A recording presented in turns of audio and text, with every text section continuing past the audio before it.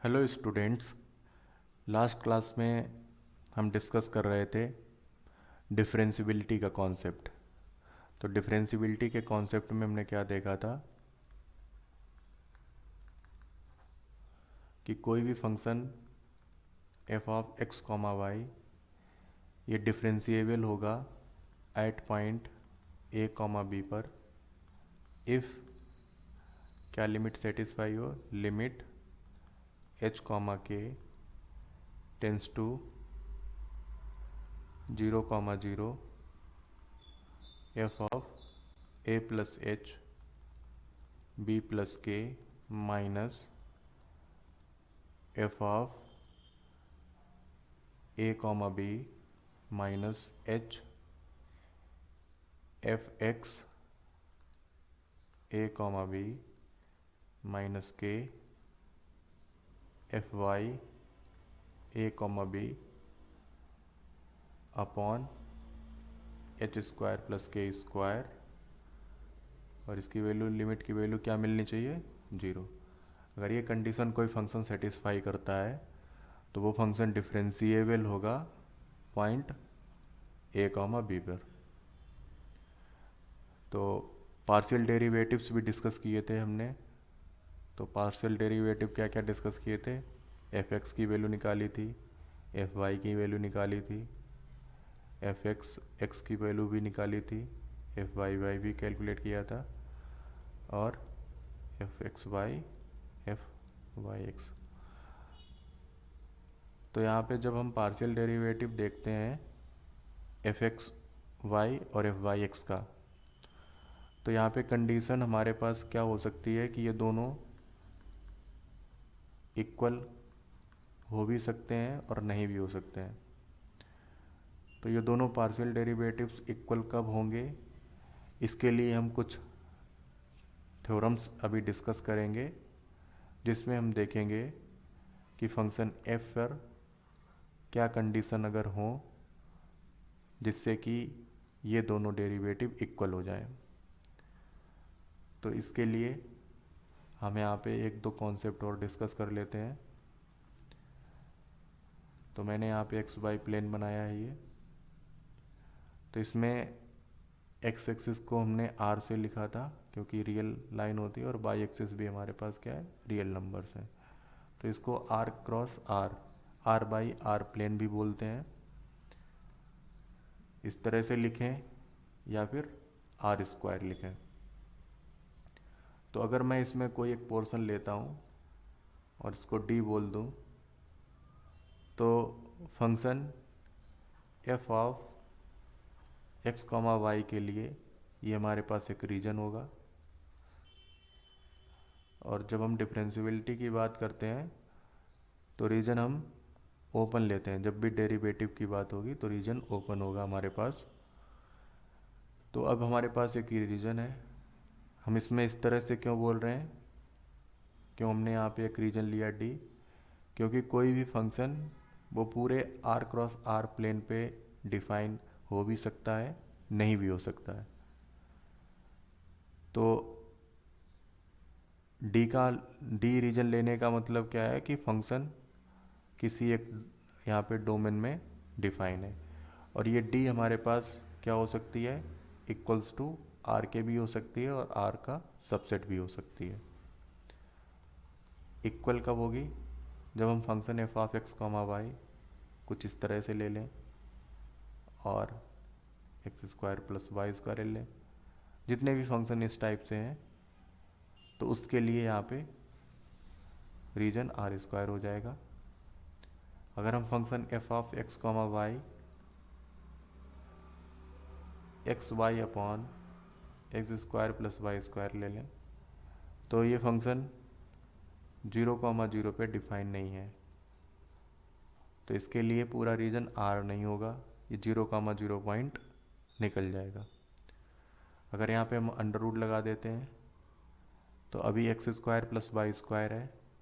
अगर मैं यहाँ पे प्लस वाई कर देता हूँ तो ये फंक्शन डिफाइन होगा सिर्फ x square plus y greater than 0 के लिए, ग्रेटर देन 0 के लिए। तो इसके लिए कुछ एक रीजन मिलेगा, तो उस रीजन को हम बोलेंगे डी। तो जो भी हम थ्योरम देखेंगे तो वहाँ पे हम ये दो नोटेशन यूज करने वाले हैं, आर स्क्वायर और डी। तो आर स्क्वायर और डी को हम यूज करेंगे और देखेंगे कि ये कंडीशन एफ एक्स वाई और एफ वाई एक्स कब इक्वल होगी, कब ये सेटिस्फाई होगी। ठीक है, तो इसके लिए हम देखते हैं क्या थ्योरम्स हैं। तो इसके लिए हमारे पास दो थ्योरम्स हैं, एक स्वार्ट्ज थ्योरम है और एक यंग्स थ्योरम है। और ये दोनों थ्योरम सफिशिएंट कंडीशन बताएंगी। इसका मतलब क्या है कि अगर ये थ्योरम सेटिस्फाई है तो कंडीशन इक्वलिटी की सेटिस्फाई होगी। अगर ये थ्योरम सेटिस्फाई नहीं है तो ये कंडीशन सेटिस्फाई हो भी सकती है और नहीं भी हो सकती है। तो हमने क्या देखा कि सफिशिएंट में अगर थ्योरम सेटिस्फाई होती है, मतलब थ्योरम की कंडीशंस एग्जिस्ट करती हैं, तो इक्वलिटी की कंडीशन होल्ड होगी। अब हम देखेंगे कि थ्योरम्स के स्टेटमेंट क्या हैं और उसमें किन किन कंडीशंस को लिया गया है। तो पहले देखते हैं स्वार्ट्ज थ्योरम।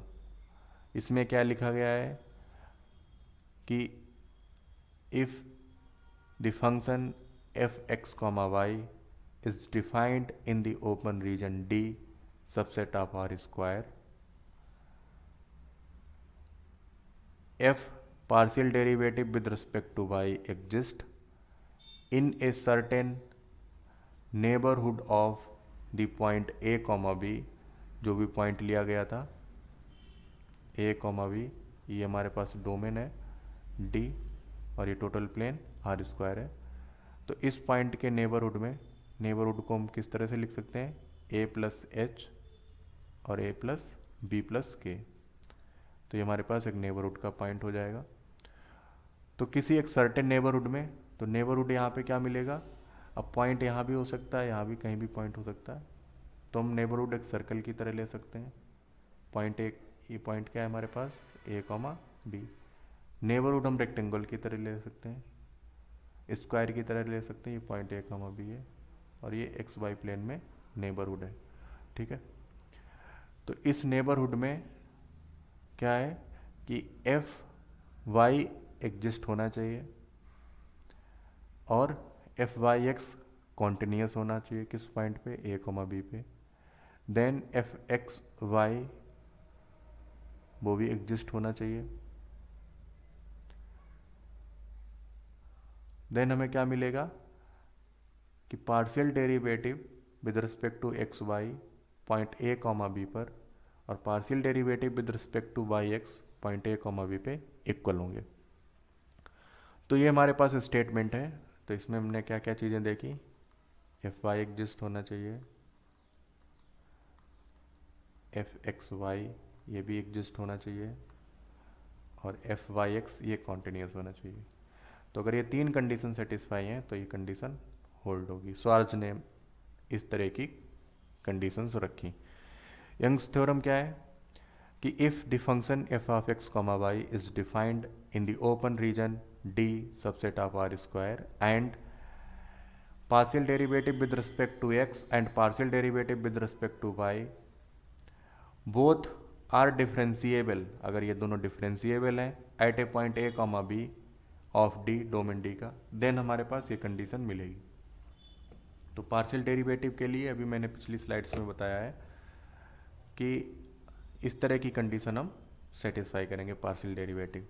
लेकिन थ्योरम में क्या लिखा है, एफ एक्स की डिफरेंशिबिलिटी और एफ वाई की डिफरेंशिबिलिटी की बात की गई है और यहाँ पे मैंने डिफरेंशिबिलिटी किसकी लिखी है, एफ की।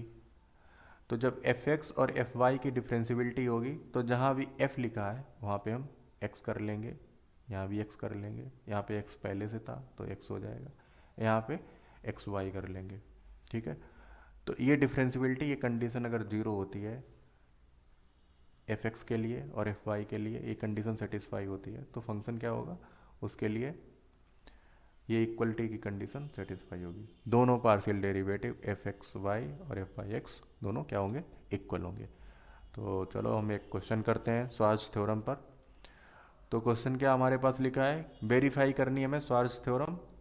फंक्शन डिफाइन है x to power 3 y square upon x square plus y square when x comma y not equals to 0,0, और जीरो वैल्यू है फंक्शन की एट पॉइंट 0,0 पे।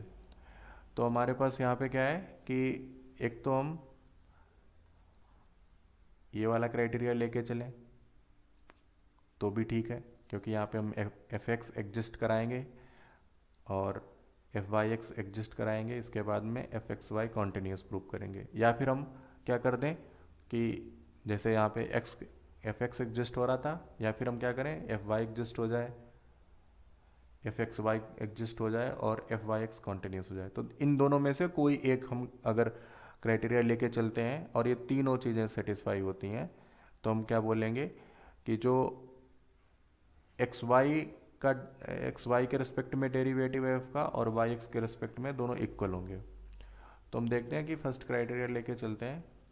इसमें देखो हम क्या क्या करेंगे, पहले तो हम चेक करेंगे कि फंक्शन का एक्स के रिस्पेक्ट में पार्शियल डेरिवेटिव एग्जिस्ट है कि नहीं, फिर बाद में चेक करेंगे एफ वाई एक्स के रिस्पेक्ट में पार्शियल डेरिवेटिव एग्जिस्ट है कि नहीं, फिर लास्ट में प्रूव करेंगे कॉन्टिन्यूटी कि फंक्शन हमारे पास जो डिफ्रेंसिएशन है एफ एक्स वाई वो कॉन्टिन्यूस है या नहीं। अगर कॉन्टिन्यूस है तो एक फंक्शन हमारे पास कैसा हो जाएगा, उसके लिए कंडीशन ये दोनों बराबर होंगी।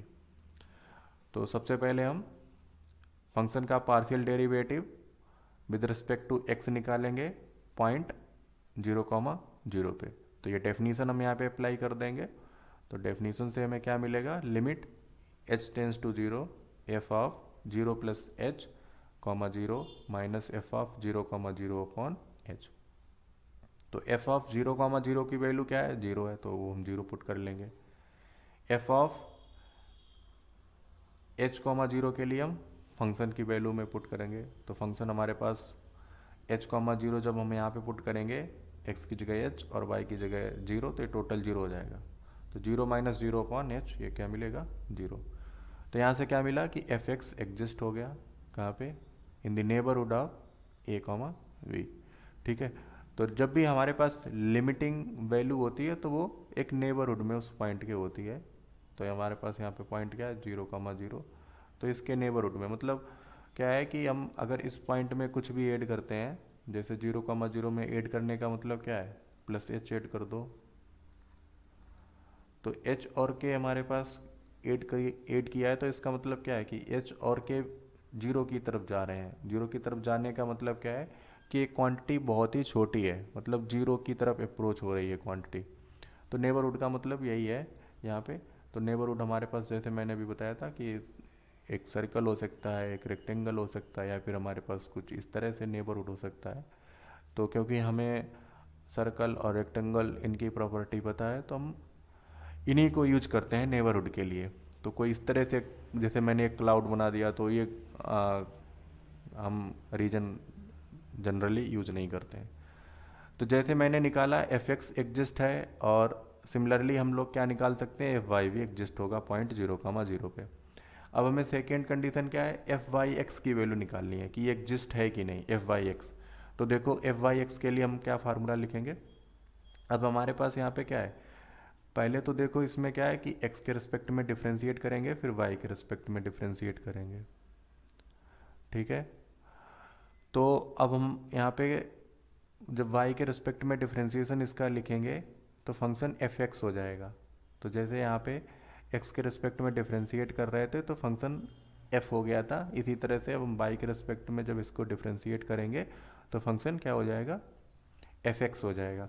तो y के रेस्पेक्ट में कर रहे हैं इसका डिफ्रेंशिएशन, तो limit k tends to 0 f x 0,0 plus k आएगा। ठीक है, y के रेस्पेक्ट में डेरिवेटिव है, माइनस एफ एक्स 0,0। तो ये तो वैल्यू हमने पहले कैलकुलेट कर रखी है, इसकी वैल्यू 0 है इस वाले टर्म की। इसकी वैल्यू और निकालनी है, तो इसको मैं अलग से निकाल लेता हूँ। उसको मैंने यहाँ पे निकाला है एफ एक्स 0,k। अब फंक्शन का पार्शियल डेरिवेटिव कर रहे हैं एक्स के रिस्पेक्ट में, तो यहाँ पे h आएगा। मतलब x के कंपोनेंट में हम इंक्रीमेंट करेंगे। तो फार्मूला लगा दो, limit h tends to 0 f of h comma k, तो x के रेस्पेक्ट में तो h कॉमा के आएगा minus f of 0 comma 0 upon h। तो इसकी वैल्यू 0 है, इसकी वैल्यू और निकालनी है, तो ये फंक्शन में पुट कर दो f of h comma k. तो यहाँ पे x और y के प्लेस पे h और k पुट करेंगे, तो हमारे पास टोटल एक्सप्रेशन यहाँ पे इस तरह से मिलेगा। वैल्यू पुट करने के बाद में माइनस इसकी वैल्यू 0 हमने यहाँ पे लगा दी अपॉन h। तो इसको थोड़ा सिंप्लीफाई करेंगे तो यहाँ से देखो क्या मिला, h से h कैंसिल हो जाएगा और लिमिट h टेंस टू 0 है, तो h स्क्वायर इंटू के स्क्वायर। तो जब h 0 पुट करोगे तो 0 इंटू के square upon h square, h की तो वैल्यू 0 है, प्लस के स्क्वायर, तो टोटल 0 मिल जाएगा। तो हमारे पास अब सारी वैल्यू मिल गई हैं एफ वाई एक्स को कैलकुलेट करने के लिए। तो इन सभी वैल्यू को हम यहाँ पे सब्स्टिट्यूट कर देते हैं। तो इसकी भी वैल्यू 0 है, इसकी भी वैल्यू 0 है, तो 0 माइनस 0 अपॉन के, ये क्या मिला 0। तो हमारे पास दो क्राइटेरिया सेटिस्फाइड हो गए, एक तो एफ एक्स एग्जिस्ट हो गया और एफ वाई एक्स ये भी एग्जिस्ट हो गया। तो जैसे मैंने एफ वाई एक्स निकाला है उसी तरह से हम क्या निकाल सकते हैं, एफ एक्स वाई भी निकाल सकते हैं, और एफ एक्स वाई वो भी क्या आएगा 0। तो इक्वेशन 1 और इक्वेशन 2 से क्या मिला, इक्वेशन 1 और इक्वेशन 2 से हमें मिला कि फंक्शन की value derivative with respect to x y और with respect to y x, ये दोनों क्या है, इक्वल है, 0 0 है। तो from 1 and 2 we have this condition, ठीक है। तो अब हमारे पास एक कंडीशन और है, अगर वो सेटिस्फाई हो जाती है तो हमारे पास क्या बोलेंगे कि स्वार्ज थ्योरम वेरीफाई हो गई है। तो वो कंडीशन क्या है कि एफ एक्स वाई को कॉन्टिन्यूस प्रूफ करना है। तो कॉन्टिन्यूस प्रूफ करने का मतलब क्या हुआ कि फंक्शन की लिमिटिंग वैल्यू 0 0 पे वो इक्वल होनी चाहिए फंक्शन की वैल्यू पर। तो फंक्शन की वैल्यू क्या है यहाँ पे एट पॉइंट 0 0 पे वो 0 है। तो पहले तो हम क्या करेंगे कि एफ एक्स वाई कैलकुलेट करें, क्योंकि डायरेक्ट हम फंक्शन को कॉन्टिन्यूस नहीं प्रूव कर रहे हैं। यहाँ पे ध्यान देने वाली बात है क्या कि फंक्शन को कॉन्टिन्यूस नहीं प्रूव कर रहे हैं, हम क्या प्रूव कर रहे हैं कॉन्टिन्यूस, कि फंक्शन का डेरिवेटिव हो एक्स वाई के रिस्पेक्ट में और उसको कॉन्टिन्यूस प्रूव करना है पॉइंट 0 0 पे। तो सबसे पहले हम कैलकुलेट करेंगे एफ एक्स वाई और फिर बाद में प्रूव करेंगे कि फंक्शन कॉन्टिन्यूस है 0 0 पे, ठीक है। तो सबसे पहले हम कैलकुलेट करते हैं एफ एक्स वाई। देखो एफ एक्स वाई के लिए क्या करते हैं, अब क्योंकि हम पॉइंट क्या लेने वाले हैं, x comma y not equals to 0 0। तो इस पॉइंट पे क्यों ले रहे हैं, क्योंकि हम एक नेबरहुड में ले रहे हैं, नेबरहुड में बात कर रहे हैं ना। तो 0 0 लेंगे तो ये फंक्शन अभी डिफरेंशिएबल नहीं हो पाएगा, तो नॉट इक्वल्स टू 0 0 पे। तो नॉट इक्वल्स टू 0 0 क्यों ले रहे हैं, क्योंकि फंक्शन हमारे पास क्या डिफाइन किया है, तो ये वैल्यू हमारे पास नॉट 0 0 पे है। तो इसी वजह से हम इसके बारे में चेक कर रहे हैं। 0 0 के लिए तो हमने चेक कर लिया ये फंक्शन, 0 0 के लिए तो कंडीशन ये सेटिस्फाई हो गई, ठीक है। अब नॉट 0 0 के लिए हम चेक करेंगे कि कंडीशन सेटिस्फाई हो रही है कि नहीं। तो देखो डिफ्रेंशिएट किया तो पहले हम एफ वाई निकाल लेंगे, ठीक है। जब हम कभी भी एफ एक्स वाई कैलकुलेट कर रहे होते तो इसका मतलब क्या है, तो पहले हम बाई निकालेंगे, बाई के रिस्पेक्ट में पार्शियल डेरिवेटिव, फिर एक्स के रिस्पेक्ट में। तो partial derivative with respect to y निकालेंगे हम इसका। तो देखो न्यूमरेटर में भी वाई है और डिनोमिनेटर में भी वाई है, तो फंक्शन का यहाँ पे डिफ्रेंसिएशन कैसे होगा, ये हमारे पास न्यूमरेटर अपॉन डिनोमिनेटर वाला फार्मूला लग जाएगा। तो यहाँ पे हम एक्स प्लस वाई स्क्वायर और न्यूमरेटर इंटू डिनोमिनेटर का डिफ्रेंसिएशन माइनस, इस तरह से हमारे पास ये टोटल हम कैलकुलेट कर लेंगे, ठीक है। वो फार्मूला अप्लाई कर लेना और जब सिंप्लीफाई करेंगे तो क्या आएगा 2x⁵y upon x square plus y square का होल स्क्वायर। फिर इसको x के रिस्पेक्ट में, ये जो भी आया है इसको x के रिस्पेक्ट में डिफ्रेंशिएट कर देंगे। तो x के रिस्पेक्ट में डिफ्रेंशिएट करेंगे। अब यहाँ भी देखो x ऊपर भी है और x नीचे भी है, यहाँ भी वही फार्मूला जो पहले ऊपर लगाया था वही यहाँ भी फार्मूला लगाएंगे और सिंप्लीफाई कर लेंगे। सिंप्लीफाई करने के बाद में हमें क्या मिलेगा, ये टोटल एक्सप्रेशन मिल जाएगा। अब हमारे पास क्या टास्क बचता है कि एफ एक्स वाई ये कॉन्टिन्यूस है कि नहीं, ये डेरिवेटिव कॉन्टिन्यूस है कि नहीं, हमें ये चेक करना है। तो कॉन्टिन्यूस प्रूव करने के लिए हमने क्या लिया था, पाथ्स लिए थे, क्योंकि पॉइंट हमारे पास क्या है 0,0। तो एक तो हम एक्स एक्सिस के अलॉन्ग आ सकते हैं, वाई एक्सिस के अलॉन्ग आ सकते हैं, एक तो या फिर स्ट्रेट लाइन के अलॉन्ग आ सकते हैं, तो y equals to m x line. ठीक है, तो इन तीनों पाथ के अलॉन्ग हम चेक करते हैं, अगर हमें तीनों पाथ के अलॉन्ग ये कॉन्टिन्यूस इसकी मतलब लिमिट वैल्यू एग्जिस्ट कर गई, तो हम अभी नहीं बोल पाएंगे कि कॉन्टिन्यूस है या नहीं। तो इसके लिए हम एक जो बेसिक डेफिनेशन है एप्सिलॉन डेल्टा की डेफिनेशन, उसको यूज करके देखेंगे। तो उसमें अगर कंडीशन सेटिस्फाई होती है तो हम बोल देंगे कि फंक्शन 0,0 पे कॉन्टिन्यूस है। पहले तो हम पाथ के लॉन्ग देखते हैं। पाथ के लॉन्ग देखने का मतलब क्या हुआ कि अगर हमें कोई एक ऐसा पाथ मिल जाए जहाँ पे ये इसकी लिमिट एग्जिस्ट नहीं है, तो फंक्शन हम वहाँ पे हम डायरेक्ट डिसकॉन्टिन्यूस बोल देंगे। तो डिसकॉन्टिन्यूस प्रूव करना क्या होता है कि थोड़ा हम कुछ पाथ को लेकर सिलेक्ट करके अगर देख लेते हैं लिमिट एग्जिस्ट नहीं करती है, तो डिसकॉन्टिन्यूस हम बोलना आसान होता है। और कॉन्टिन्यूस बोलने के लिए बहुत सारे पाथ हैं जो 0,0 से पाथ होते हैं, तो सभी को तो हम चेक नहीं कर सकते हैं। तो यहाँ पे हम कुछ पाथ लेते हैं। ठीक है, तो पहला हमने पाथ लिया अलोंग एक्स एक्सिस। तो जब हम एक्स एक्सिस के लॉन्ग जा रहे हैं 0,0 पे, तो बाई यहाँ पे 0 है, तो बाई 0 पुट कर देंगे इन एफ एक्स वाई। तो हमें क्या मिलेगा, limit x comma y tends to 0,0 f x y x comma y along हम क्या ले रहे हैं एक्स एक्सिस, तो बाई 0 पुट कर दो, बाई 0 पुट कर दिया। तो जब इसमें बाई 0 पुट करेंगे, देखो यहाँ बाई 0 पुट गया, तो टोटल 0 हो जाएगा, टोटल ये 0 कर दिया। फिर हम क्या करेंगे अलोंग बाई एक्सिस, तो बाई एक्सिस में क्या हो जाएगा, पुट x इक्वल्स टू 0, तो x को हम 0 पुट कर देंगे किसमें, in x y x comma Y.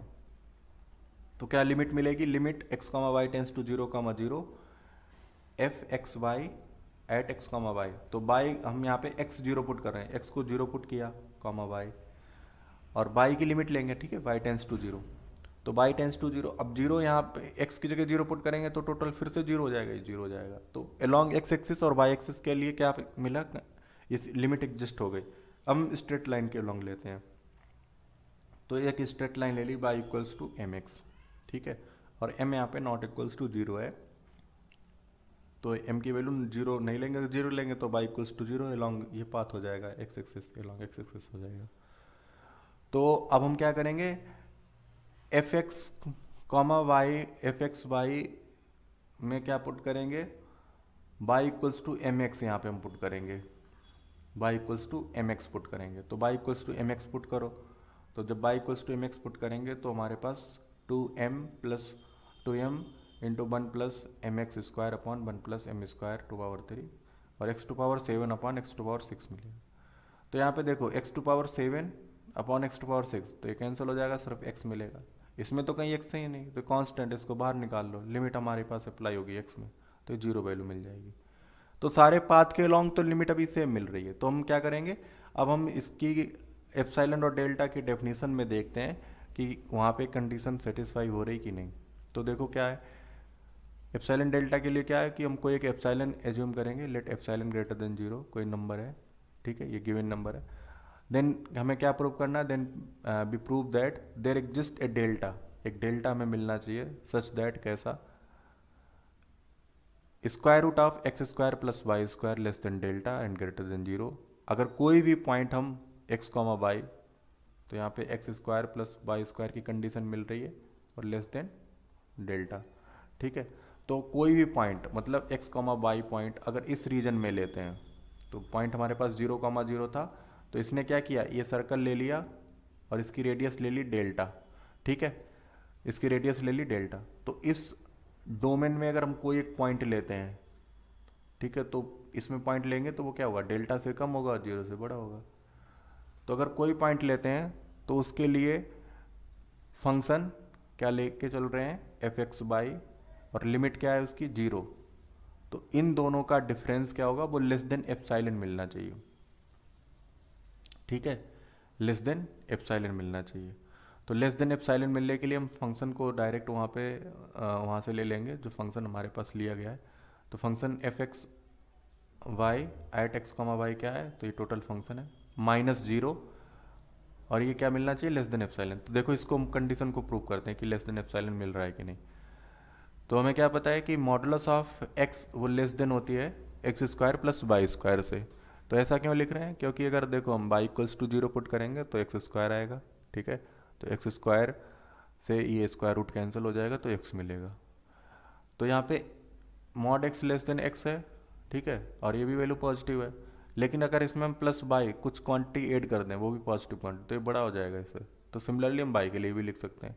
अब यहाँ से x square plus five y square, यहाँ पे तो देखो एक्स सिर्फ एक है और यहाँ पे क्या है फाइव है एक्स स्क्वायर, तो ये ज़्यादा हो जाएगा क्योंकि इधर फाइव एक्स स्क्वायर है और प्लस फाइव बाई स्क्वायर, इधर सिर्फ एक्स स्क्वायर है। तो ये कंडीशन, ये तीन कंडीशन हम क्या करेंगे इस इनक्वलिटी में अप्लाई कर देंगे। तो इसमें हम क्या करने वाले हैं कि कुछ एक कंडीशन हम इस तरह से बना लें कि square root of x square plus y square मिल जाए पूरा कैलकुलेट करने पे, जो ये टोटल है इसको कैलकुलेट करने पे हमें ये कंडीशन मिल जाए। तो हम जब ये सारी वैल्यू जो हमने यहाँ पे लिखी हैं, ये सारी वैल्यू जब अप्लाई करेंगे इसमें, तो वही हमारे पास कंडीशन मिल जाएगी। देखो क्या मिलेगा, so modulus of two x to power four by into x square plus five by square upon x square plus y square to power three. तो x की वैल्यू हम पुट कर देंगे, क्या है square root of x square plus y square. तो x to power four है तो ये एक्स स्क्वायर हो जाएगा, तो इसको एक्स स्क्वायर लिख लिया। अब बाई यहाँ पे अकेला है तो बाई के लिए हमारे पास ये अंडर रूट वाला टर्म आ जाएगा, under root x square plus y square into x square plus five y square, ये क्या होगा, ये हमने लिखा है five x square y square upon x square plus y square power three. तो हमें सिर्फ कंडीशन क्या चेक करनी है कि पूरे एक्सप्रेशन को इस फॉर्म में लाना है x square plus y square. तो यहाँ पे देखो नीचे x square plus y square की पावर कितनी है, तीन है, और ऊपर भी कितनी मिल गई x square plus y square power यहाँ पे दो है और इधर एक है, तो ये दोनों ये कैंसिल हो जाएंगे, ये वाले टर्म क्या हुए cancel. Five into two ten हो जाएगा, ten multiplied by x square plus y square, ठीक है।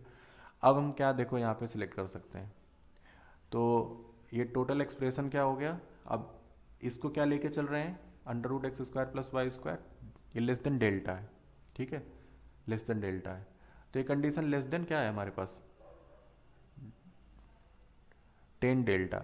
अब हम डेल्टा की वैल्यू अगर एप्सिलॉन अपॉन टेन पुट कर लेते हैं तो ये वाली कंडीशन मिल जाएगी, ये लेस देन एप्सिलॉन हो जाएगा, डेल्टा अगर हम एप्सिलॉन बाई टेन।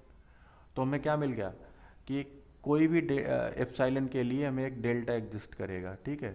तो कोई भी एप्सिलॉन अगर यहाँ पे हम सिलेक्ट करते हैं तो उसके लिए हमें क्या मिलेगा, एक डेल्टा मिलेगा, एक डेल्टा मिलेगा। डेल्टा हमें क्या बताएगा, एक डोमेन बता देगा, इस तरह से कि डोमेन बता देगा। अब इस डोमेन का कोई भी पॉइंट हम लें, तो कोई भी पॉइंट लोगे तो ये कंडीशन हमें मिलेगी।